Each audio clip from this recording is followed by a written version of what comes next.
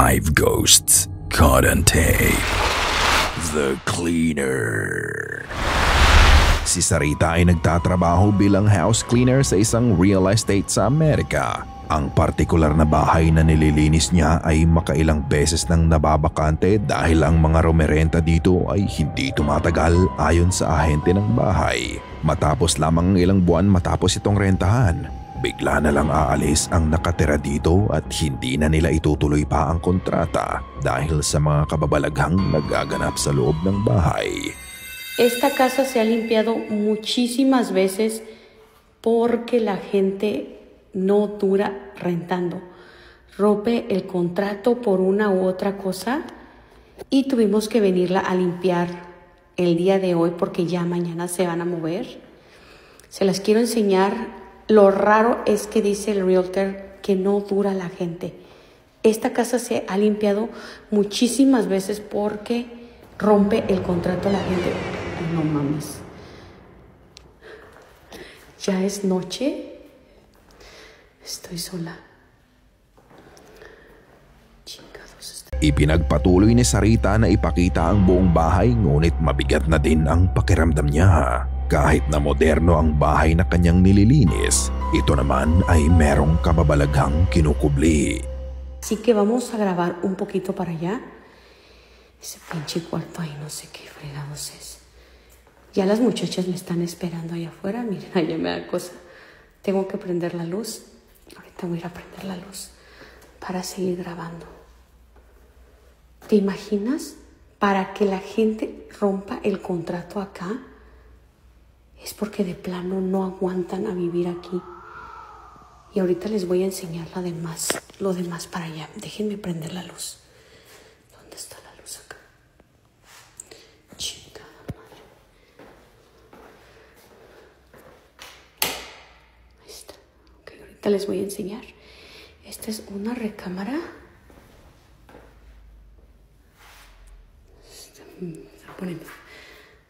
Se está poniendo ahorita tenso. Iba a dejar grabando, pero la neta ya me está dando cosa. Se escucha el ruido para acá. No sé qué sea. Escucha mucho ruido. Yo creo que me voy a tener que ir. Nakita mo ba yun? Nang pagdaan niya sa isang kwarto, makikita ang isang maitim na anino ang nakasilip sa kanya. Madilim ang kwarto kaya bahagya mo lang itong makikita pero titigang mabuti ang pinto. May dark figure na naghihintay sa kanya sa loob ng kwarto. Dahil na din sa nararamdaman niya, hindi na niya pinuntahan ang kwartong yun. Unaware siya sa navideohan at dito na din niya naisipang umalis na. Tengo que ir a apagar la luz de ella porque se está poniendo ya. Ay, no. Creo que me voy a regresar mañana mejor. Yo me voy a la chinga. Esa pinche luz, la de acá la tengo que apagar. Nang papatayin na niya ang mga ilaw sa bahay, bigla na lang dahan-dahang bumukas mag-isa ang pantry door sa kitchen. Eto ba ang ilan sa mga activities na nangyayari kaya umaalis ang mga tumitira dito? Matapos nang nasaksihan niya, iniwan na niya ang bahay. Night Watch. Ang nag-post ng video na inyong mapapanood ay nagtatrabaho bilang watcher o guard na nagmo-monitor ng CCTV in real time. Habang siya ay naka-duty isang gabi, isa-isa niyang pinapanood ang mga nagaganap sa kanyang monitor hanggang may napansin siyang kakaiba sa isa sa mga footages. Nothing beats a Jet2 holiday. And right now, you can save £50 per person. That's £200 off for a family of 4. We've got millions of free child place holidays available with 22 kilograms of baggage included. But now, umuulan ng gabi na yon, ngunit kapansin-pansin ang maliit na anino na naglalakad patungo sa SUV. Mahirap itong makita sa simula dahil sa quality ng video. Pero kung tititigan mong mabuti, ito ay may maliit na paghakbang. Ito din ay bahagyang nawala sa pagdaan nito sa SUV, ngunit ilang sandali lang. Ito ay muling lumitaw sa likod ng SUV. Hindi mo din masasabing insekto ang aninong nakuhanan dahil may mga insekto ding lumilipad sa paligid at kitang-kita ang pagkakaiba nito. Ano sa tingin nyo ang nakuha ng anino? Espiritu ba ito ng bata dahil sa liit nito? Ikaw na ang bahalang humusga. Under the bed. Si Hailey ay mahilig mangolekta ng mga manika at ang ilan sa mga manika niya ay ibinigay niya sa anak niya. 11:00 ng gabi at gising pa ang anak niya. Kaya naisipan itong makipaglaro muna sa mga manika niya. Sa una, ang pakikipaglaro ng bata ay mukhang inosente lang pero may mangyayari na talagang magpapatayo ng inyong mga balahibo.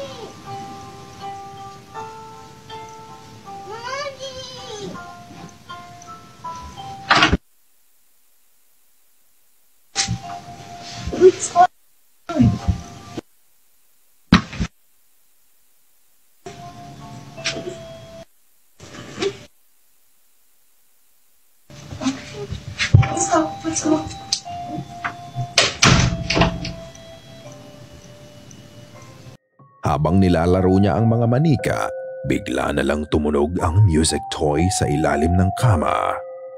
Ang tunog ng music toy ay katulad ng kinakanta ng bata. Siguro ay para i-lure ang bata na puntahan ito sa ilalim ng kama.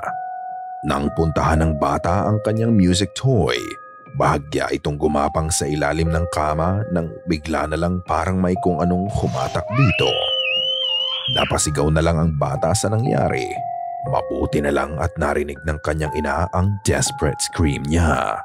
Dahil sa nangyari, inilipat ng ina ang anak niya sa ibang kwarto. Found out that people that have lived here have had some ghostly encounters. It was built near, not on, but near a cemetery. Maraming nakapanood ng video at na-curious sila kung ano nga ba ang nasa ilalim ng kama. Dahil sa mga tanong na to, nilakasan ni Hailey ang kanyang loob at binalikan ang kama. At ito ang nangyari.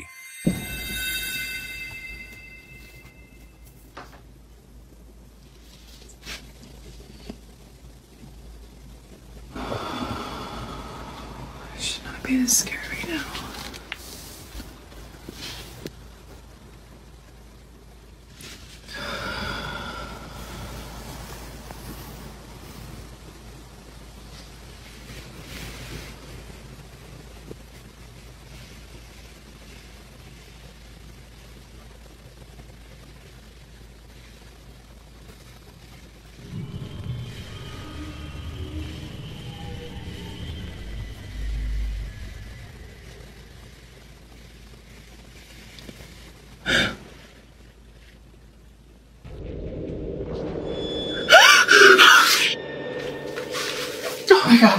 Isang creepy-looking doll ang natagpuan niya sa ilalim ng kama.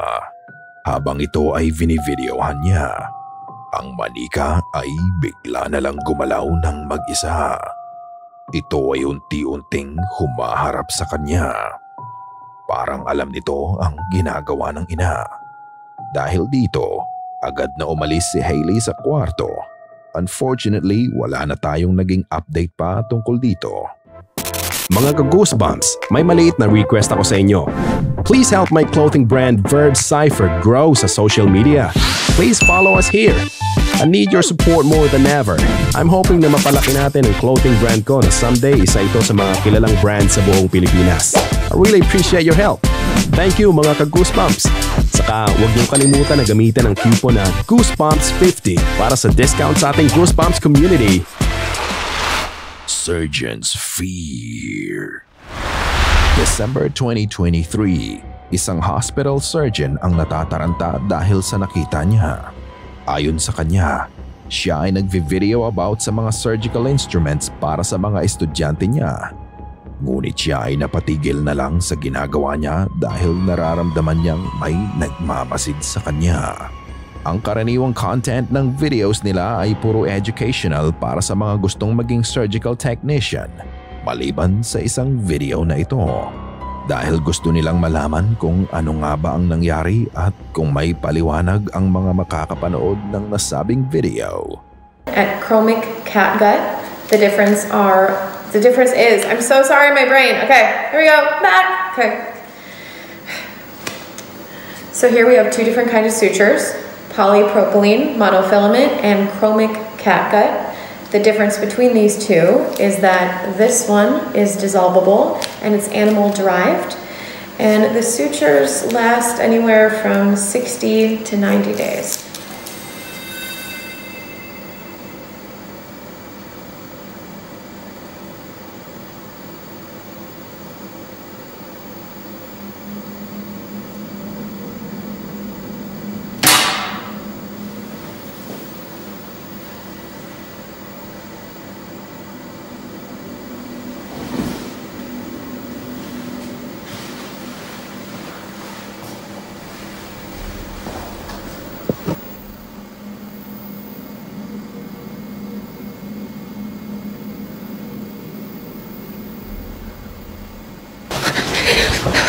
Literally tearing up right now. I saw it. You saw it? Yeah, I saw it.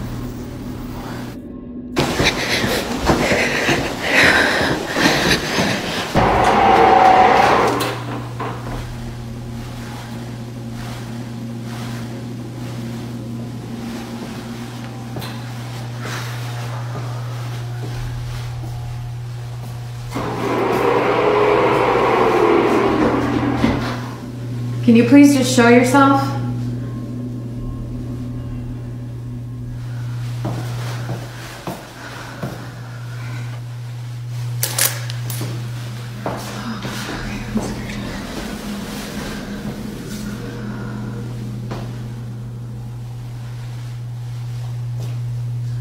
Just give me a sign.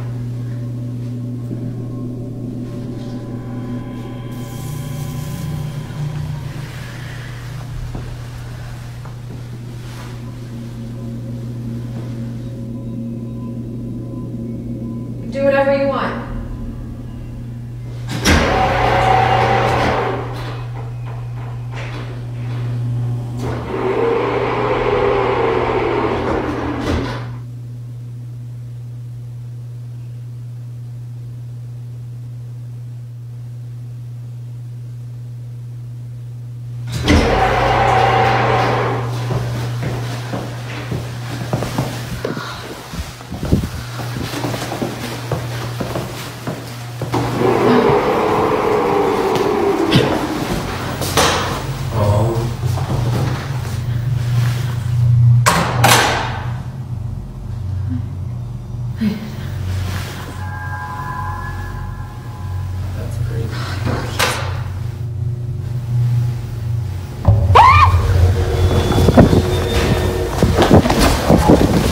Ang simpleng educational video na sana'y ginagawa niya ay napalitan ng kababalaghan.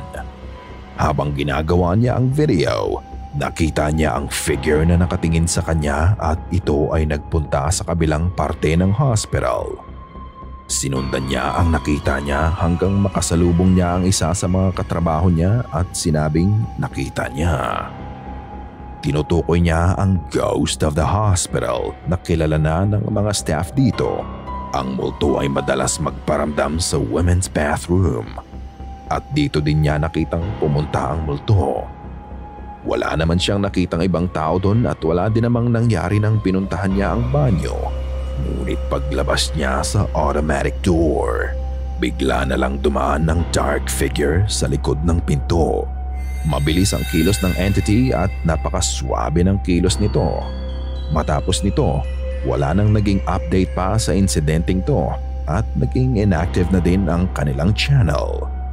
Hanggang ngayon, ang nakuha ng video ay nananatili pa ring misteryo. The House Tour. Bilang isang realtor, natural na ipakita mo ang mga bahay na binebenta mo. Ganito din ang ginagawa ng realtor sa video. Ang kumpanya nila ay nagpapakita ng features, details at mga parte ng bahay na talagang magugustuhan mo. Ngunit sa pagkakataong ito, isang bahay ang gagawan niya sana ng video para maging virtual house tour sa mga interesadong bumili nito. Ang kanyang routine work ay nahaluan ng kakaibang pangyayari na hindi niya maipaliwanag. It left him totally spooked. Amigos, me acaba de pasar algo muy curioso y neta estoy cagadísimo, amigos. Se los juro y perdón por la expresión. Estaba yo grabando unas casas que tenemos y empecé a grabar un video. Luego voy entrando a la casa, voy grabando el otro video. Grabo parte de la sala, me voy hacia la cocina y de repente se me ocurre ver cómo va el video. O sea, si hay una parte que tengo que volver a grabar y todo ese rollo. Y vean lo que acaba de pasar. No es mentira, se los juro que no es mentira. Es algo 100% neta. Chequen el video.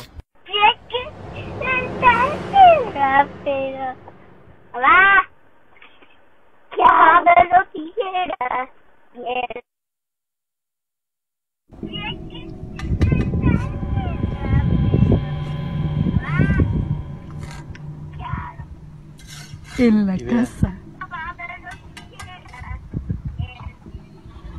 Mira mi piel.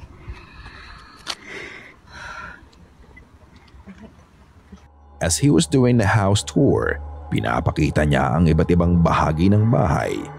Sa simula pa lang ng ginagawa niya, rumehistro ang boses ng bata habang siya ay papasok sa bahay.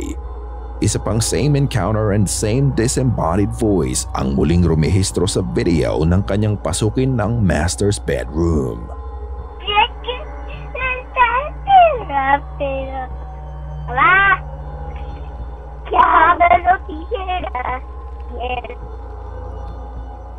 Malinaw ang boses ng bata at ito ay mukhang malapit lang sa kanya.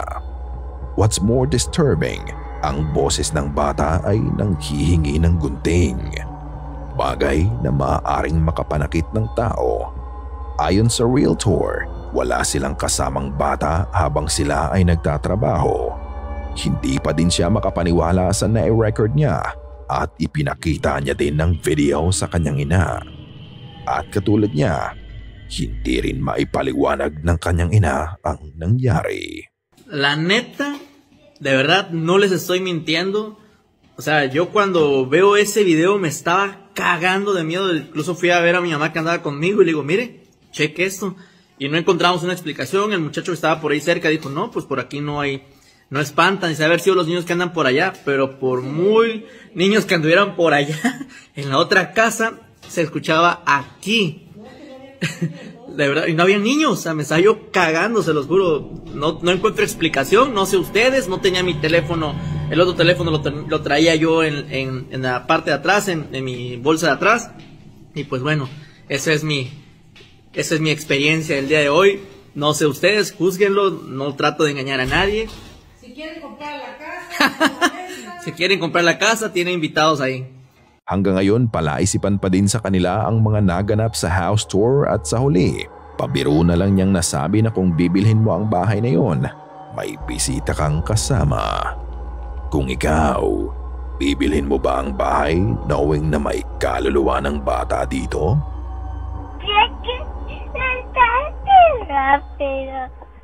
Salamat sa panunood at kita-kita ulit tayo sa susunod pang mga videos. Paano? See ya! Sana ay kinilabutan ka sa mga video na aming itinampok ngayong gabi. Kung may nais kang ibahagi ay bukas ang aming email na goosebumpstopstories@gmail.com at Facebook page. Check out our TikTok page na din at goosebumpstop5. At kung hindi ka pa nakasubscribe at nakalike sa channel at video na ito, gawin mo na. Kung nais mong walang nilalang na bumisita sa'yo mamayang gabi.